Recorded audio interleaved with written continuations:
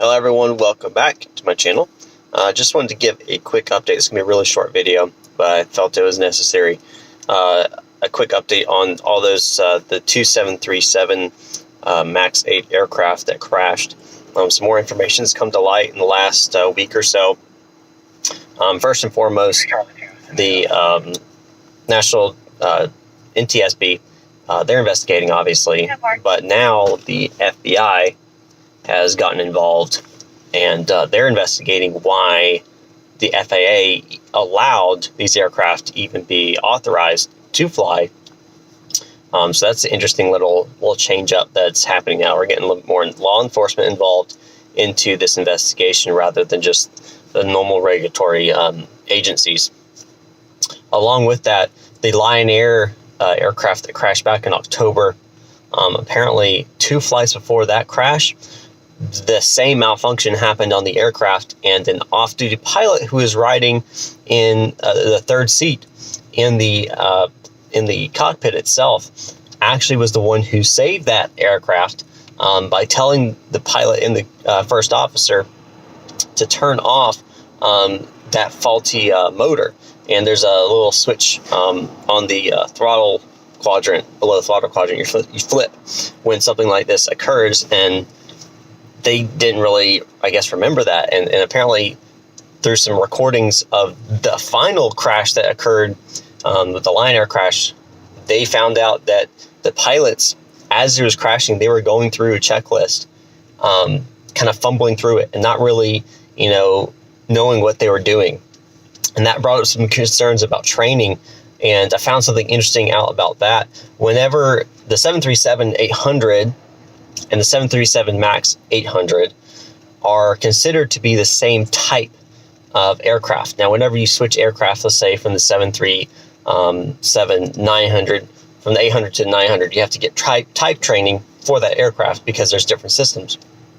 But since it was just a new engine on this MAX 800, it wasn't considered a type change, so pilots didn't have to get a type rating on the MAX 800. If you can fly the 737-800, you are allowed to fly the 737 MAX 800. As far as, again, this is what from what I've kind of gathered here.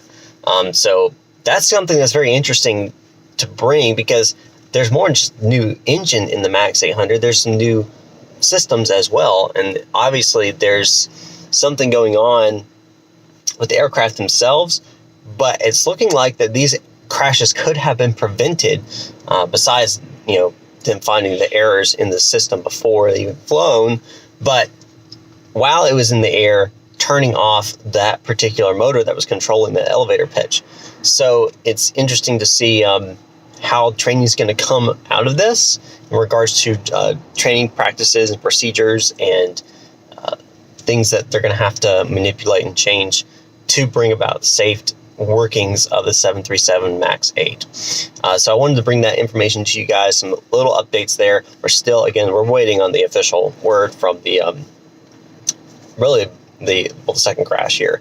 But haven't really heard much about the 767 crash. Again, it's kind of still in the same limbo stage, still waiting on the official words, and that could be a month or two down the road. But just wanted to bring that update to you guys in regards to some of those small things in there. Definitely some concerns about training.